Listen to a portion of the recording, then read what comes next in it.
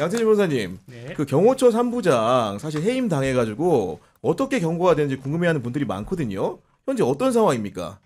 우선 이제 대통령 경호처 내에 있는 이제 징계위원회에서 이제 해임 결정을 해서 이제 올렸는데 결국 이제 대통령 권한대행이 이제 그걸 결재를 해야 처분이 나오는 거거든요. 네. 근데 이분들이 뭐 눈치를 보시는지 어떻게 하는지 서로 미루고 있는지 계속 지금 안 하고 있어요. 그래서 네. 원래 뭐 한덕수 대행도 안 하고 그냥 뭐 갔고. 네, 뭐 대선 나오신다가 사라지셨고 또 지금 뭐 최상목 대행도 마찬가지로 뭐 안 하고 가셨고 이주호 대행도. 이주호 대행도 안 하고 계셔서요. 그래서 결국 이제 한 7일 남았는데 네. 아마 지금 제 생각으로는 그냥 뭐 7일 안에 그냥 안 하고 네. 그냥 차기 대통령한테 그냥 넘기고 그냥 가지 않을까라고 해서 지금 그냥 처분 안 되고 그냥 약간 일종의 그냥 붕 뜬 상태입니다. 그 차기 대통령이 그거를 쉽게 얘기해서 대법원에서 파기환송하듯이 돌려보낼 수 있는 겁니까 이게?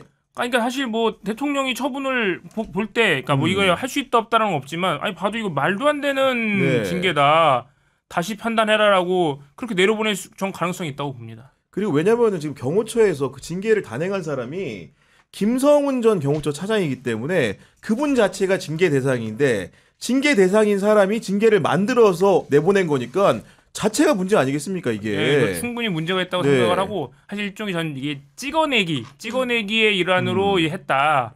저 굉장히 억울한 부분이 많거든요. 네. 아니, 만약 지금 이제 징계 사유가 좀 되고 있는 게 뭐 중요 국가 기밀 같은 거를 이제 경찰에 제공했다고 하는 건데 아니 사실 뭐 경찰은 우리나라 기관 아닙니까? 그리고 심지어 경찰이 그걸 받은 적이 없다고 밝혔어요. 맞아요, 네. 그래서 고발도 했는데 수사도 안 해요. 왜? 받은 적이 없고 뭐 유출된 게 없으니까. 근데도 지금 이런 식으로 뭐 있지도 않고 심지어 국가기관이 그런 적 없다고 밝힌 거를 근거로 뭐 충분히 개연성 있다 이런 식으로 해서 네. 지금 이제 뭐 해임 처분하고 아니 지금 그런 식으로 문제 삼는다고 하면은 지금 경찰의 경호처가 심지어는 비화폰의 행적에 대해서도 지금 협조를 하고 있고 그렇죠. CCTV도 따서 주는 마당인데 맞습니다. 앞에 경호처 3부장이 그런 일도 없었겠지만 수사에 조력을 했다. 이런 게 문제가 된다면 지금 경호처도 벌 받아야죠. 아니 징계에 그 뭐 지금 뭐 그 차별하는 것은 불가능한 네. 건데 그 경호 3부장 같은 경우는 매우 억울하죠. 그 당시에 체포영장을 집행하라는 게 국민적 요구였고 시민들이 거기 가서 키세스가 되도록 그 밤을 새워서 그렇습니다. 네. 비판하고 그러지 않았습니까? 그 첫 번째 체포영장이 불발됐을 때 얼마나 많은 시민들이 분통을 터뜨렸습니까? 그리고 그 과정에서 이후에 두 번째 체포영장이 집행될 때도 시민들이 공수처를 응원하고 경찰을 응원하고 했었고 네. 그 경호처 안에 있는 분들도 이 부당한 압력에 대해서 굴복하지 않을 최소한의 뭐 그 권리가 있는 것이죠. 근데 그렇죠. 그 부분에 네. 대해서 다퉜다고 해가지고 당신이 잘못 아니 다른 거 다 떠나서 김성훈 경호처 차장이 그러니까 그런 부당한 자기도 수사받고 지금 구속될까 말까 이런 상황에 있는 사람이 맞습니다. 누가 네. 누구를 징계를 합니까? 그거는 있을 수 없는 일이고 그리고 이것은 협조하는 게 맞다라는 게 이제 국민적 판단이었기 때문에 거기에 협조했다고 해서 이 사람을 징계하고 벌하고 네. 이건 말이 안 된다고 생각을 합니다. 결국은 이제 일주일 남았습니다. 일주일 지나면은 뭔가 제대로 네. 정상화되지 않을까라는 관측을 가지면서 오늘 순서 시작하는데 이제 여론조사 이정주 기자 공표 기간이 내일부터 못 하는 거죠. 여론조사는 할 수 있는데 네. 공표를 못 하죠. 공표를 못 하는 거죠. 네. 근데 오늘 나온 조사들을 보니까 주말간 나오던 조사랑 약간 양태가 다르게 이재명 후보가 양자 대결이건 다자 대결이건 간에 많이 이기는 걸로 나온 것 같습니다. 그렇죠. 네. 그러니까 사실 김문수 후보 플러스 이준석 후보 산술적으로 1+1 이게 말이 안 돼요 처음부터. 네, 여기는 그 실제로 이준석 후보를 찍겠다는 사람들을 제가 만나보잖아요. 그러면 뭐 극명해요. 그 사람들 입장에서는 나는 윤석열도 싫고 이재명도 싫다. 양쪽 다 싫다. 이런 이미지를 갖고 있는 사람들이거든요. 네. 근데 단일화하면 기권하겠다고 하더라고요. 김문수는 못 찍지 내 손으로. 당연하죠. 네. 예를 들면. 네. 단일화하면 나는 기권한다. 음. 그리고 심지어 김문수 후보 쪽은 이준석으로 단일화하면 이재명 찍겠다는 사람도 있어요.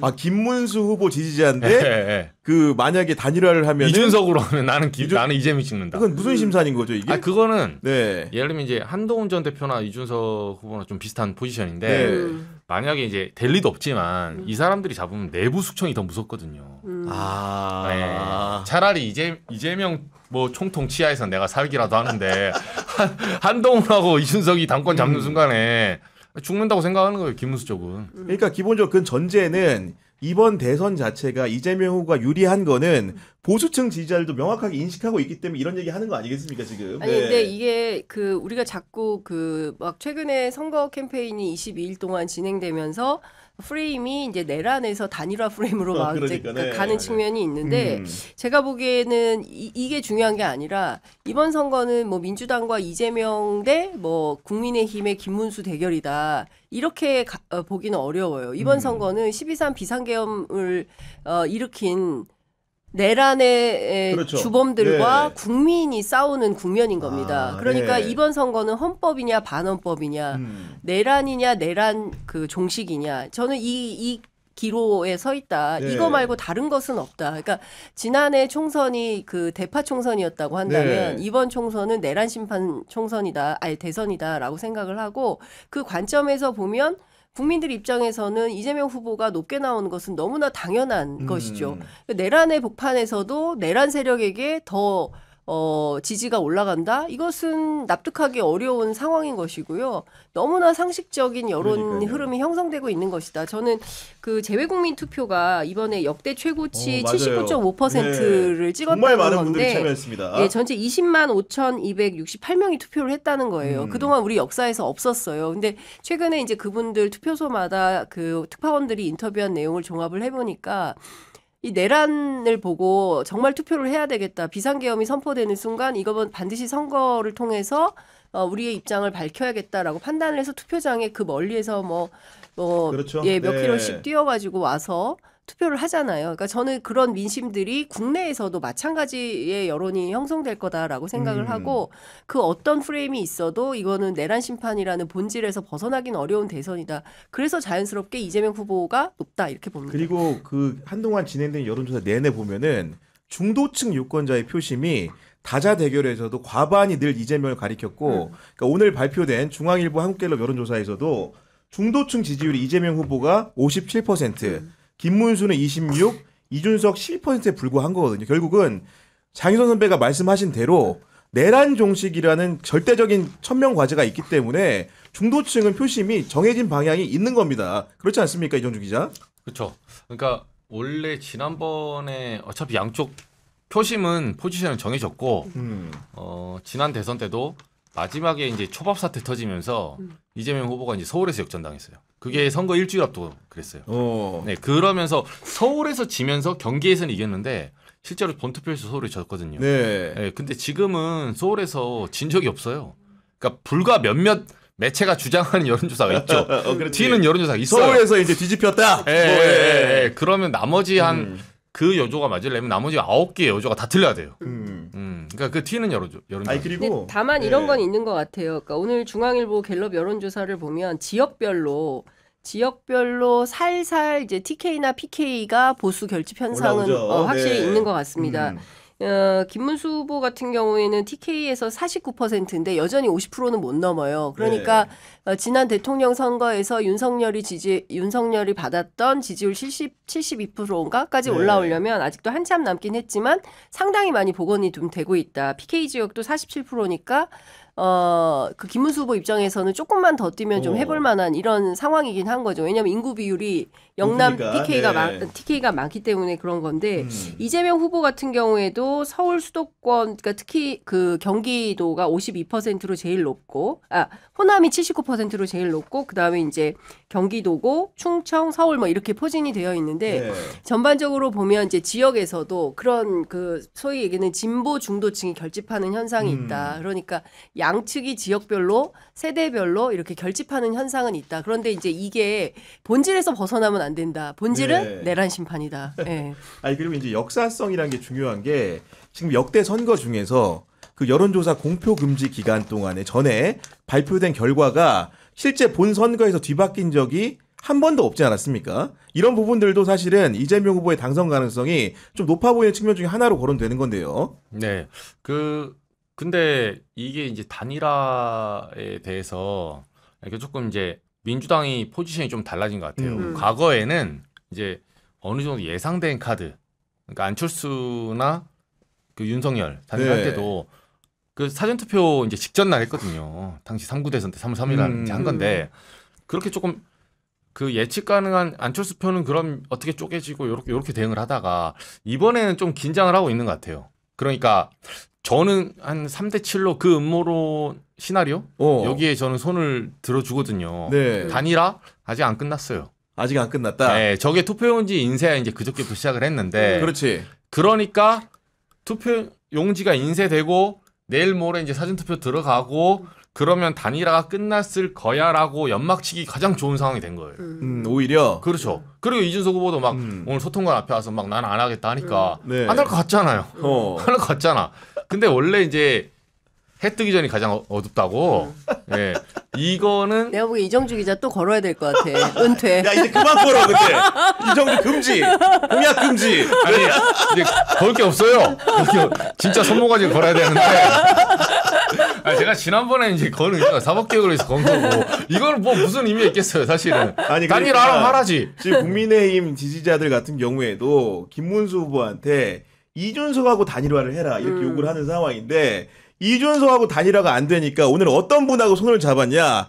새로운 새미래 민주당 이름도 어려워. 그러니까. 이낙연 상임 고문과 함께 공동 정부 만들겠다. 네. 함께 70하고 개헌하겠다고 하는데 뭐 씨알도 안 먹히는 소리죠 이게. 그렇죠. 근데 이제 제가 그 민주당 의원들 몇 명 이렇게 전화를 돌려보니까 이제는 뭐 화내기도 귀찮다 이제 이런 투예요. 그러니까, 네. 뭐 페이스북에 다 간단히 메시지 올렸으니까 그거 참조해 주시기 바라고요. 뭐 이제 이런 투예요. 그러니까 언급조차 하고 싶지 않다. 이런 거고 사실 당 대표 했죠, 총리 했죠, 전남 도지사 했죠, 국회의원 했죠.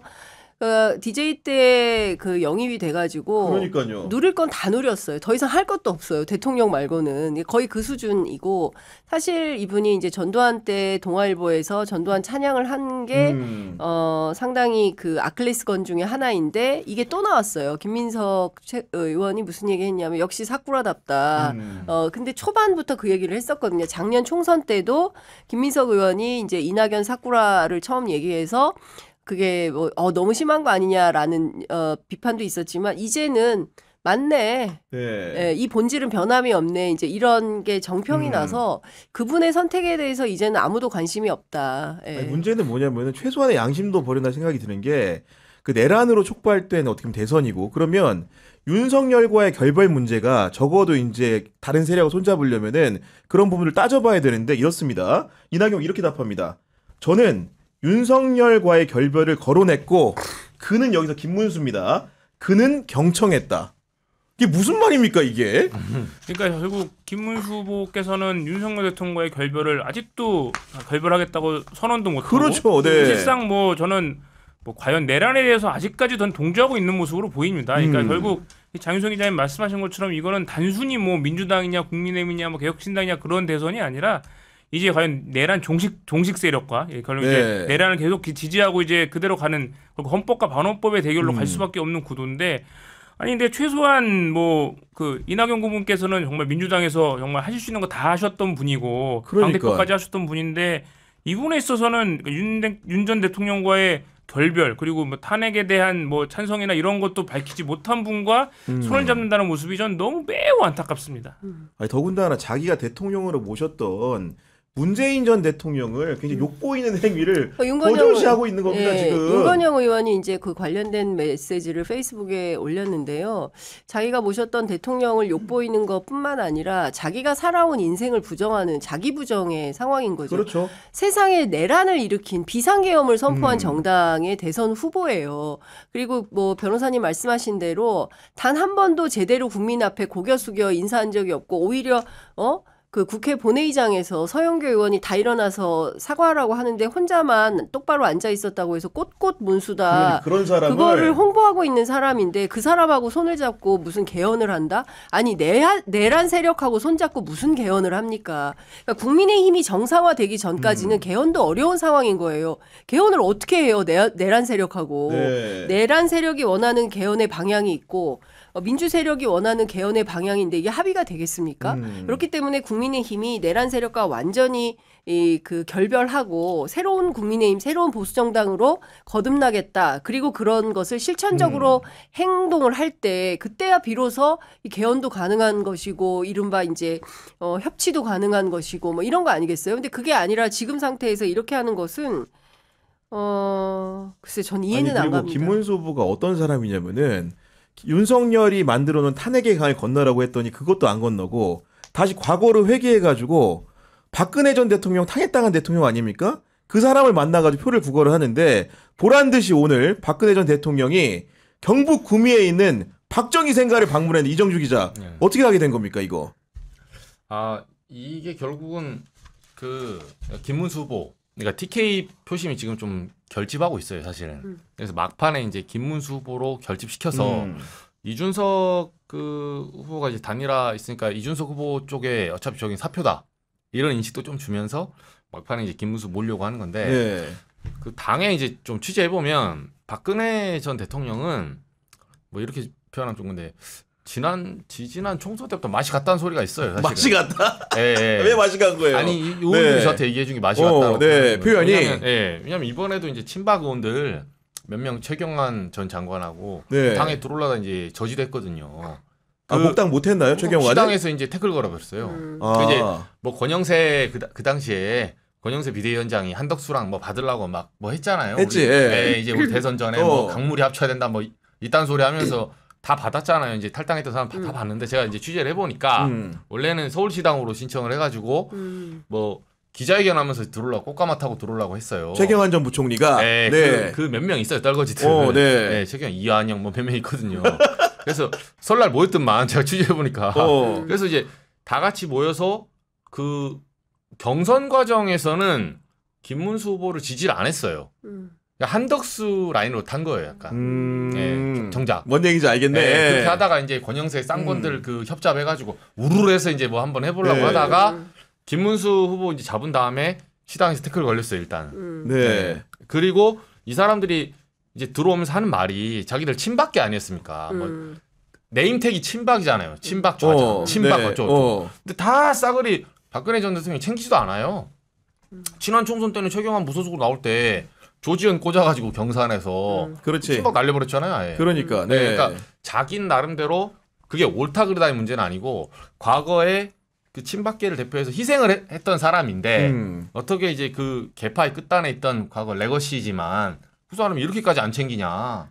그런 그래서- 얘기가 나올 정도로 네, 그래서 희마대기가 그 모임이 없다. 친박 모임인데 희한하게 박이 없는 친박 모임이에요. 제가 보니까. 아, 박근혜가 안고 빠진 찐빵이네. 정작 박근혜는 그쪽을 안 챙겨요. 어. 자기들만 참칭 친박하고 있는 거야. 아니, 근데 그럼에도 불구하고 박근혜가 선거를 앞두고 공개 행보한 건 굉장히 오랜만인 것 같고 그러면서 어떻게 설명을 했냐면은 며칠 전에 그 마침 김문수 후보께서 이곳 구미 아버님 생가를 방문하시는 모습을 보고 저도 찾아뵙고 싶다는 생각이 많이 들었다 이렇게 얘기하는데 이건 사실상 김문수 후보에 대한 표를 그렇죠. 지지를 호소한 거라고 봐야 되지 않겠습니까? 그러니까 그 비상계엄이 터지고 내란 때문에 국민들이 6개월간 고통을 받았음에도 불구하고 박근혜 이명박은 여전히 이번 선거를 진영 싸움으로 그 인식하고, 규정을 네. 인식을 하고 진영 싸움으로 만들고 싶은 거예요.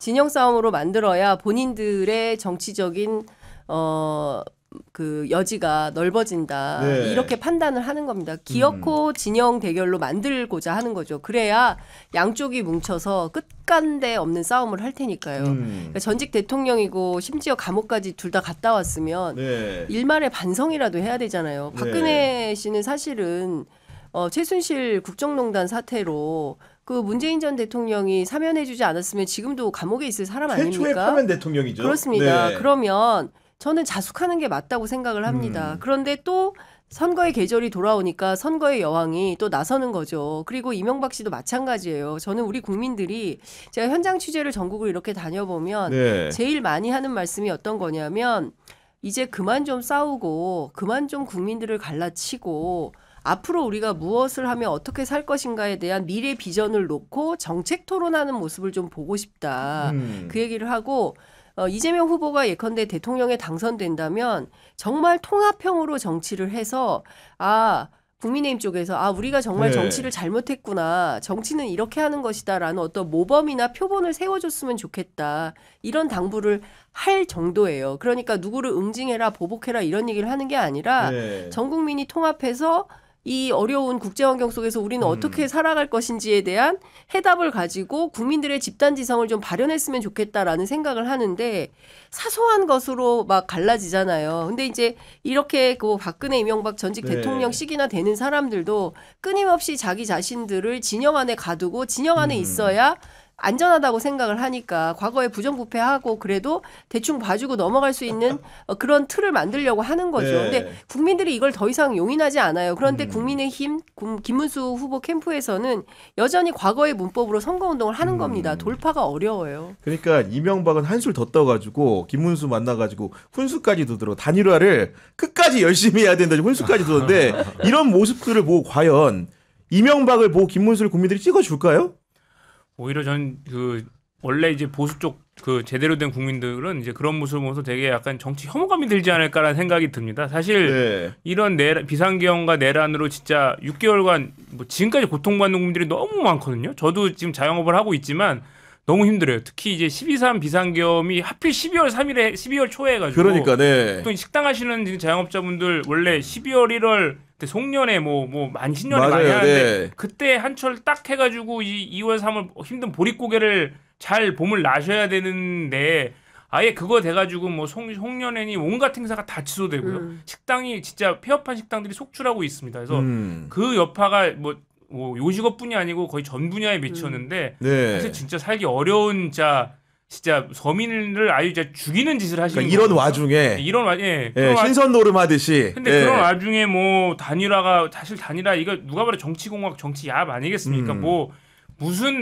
아니 전 개혁신당하고 국민의힘이 과연 뭐 정책적으로 뭐 공감이 되는 게 몇 개 되는지 모르겠어요. 네. 그러니까 사실 이런 말도 안 되는 말씀을 하는 거고 저는 사실 이명박 전 대통령 이런 분들은 그냥 말씀 안 해주시는 게 도와주시는 거다 네. 이렇게 생각을 하고 또 최근에 또 이제 대법원까지 확정돼가지고 또 네. 이제 다시 이제 들어가야 되는 입장이 계시잖아요. 그러니까 이런 부분을 해서 조금 좀 최소한 저는 국민의힘은 이번 대선에 후보를 내서는 안 됐다고 생각을 합니다. 그런 상황이고 그리고 이제 밖으로 단일화 할 생각하지 말고 남은 기간에 내부 단일화나 좀 잘해라 이런 얘기 좀 해보고 싶은 게 오늘 친한계로 불리는 국민의힘의 중진 의원이죠. 조경태 의원이 윤석열의 최측근인 윤상현을 공동선대위원장으로 임명한 데 대해서 즉각 철회하지 않으면 이 시간부로 선거운동을 중단한다. 이정주 기자. 이렇게 협박장 날렸습니다. 지금.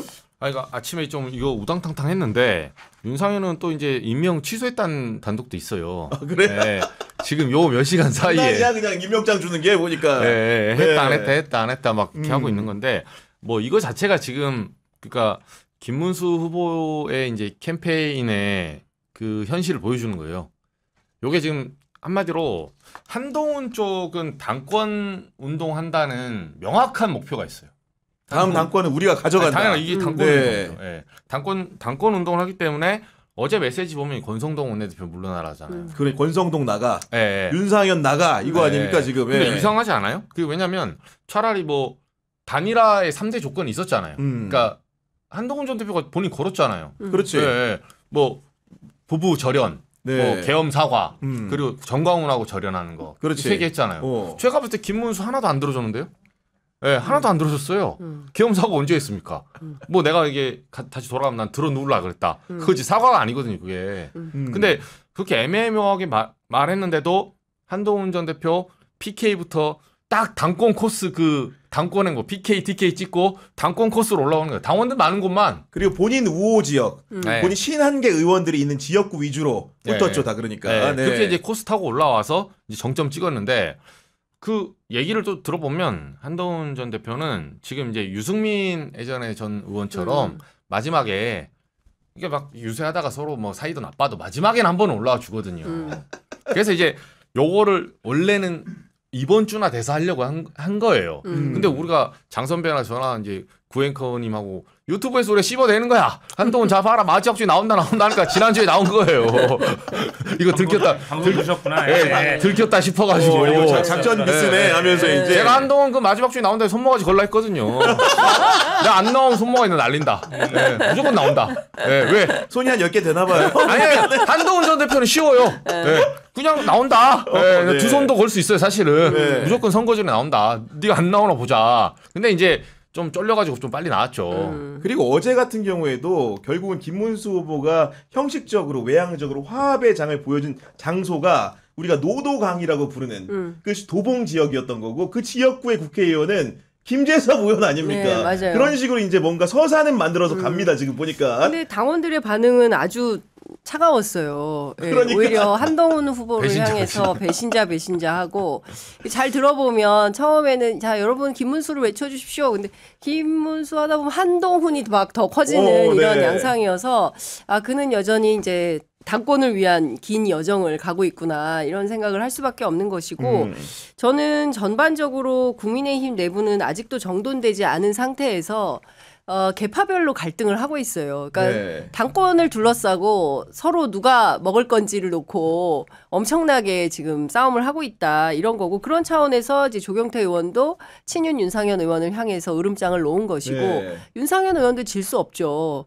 그렇지 않습니까? 보통 사람 왜냐하면 아닌데요. 그렇죠. 그렇기도 네. 하고 한 그 김문수 후보의 발목을 정광훈 목사가 딱 잡고 있지 않습니까? 네. 그러니까 그 다 연결되어 있는 꼬리들이기 때문에 제가 보기에는 이 집이 편안할 수가 없어요. 결국엔 저는 이제 평지풍파로 풍비박산 날 수밖에 없다고 생각을 하는데 지금까지야 뭐 대충 뭐 일단 선거는 뛰어야 되니까 일주일 동안은 막 이렇게 찌그러버러 네. 가겠지만 선거 끝나면 이제 이 선거 패배의 책임을 두고 아마도 국민의힘부터 개혁신당 이준석까지 다 포괄해가지고 다 같이 그냥 난장이 벌어진다. 그럴 거라고 네. 저는 생각합니다.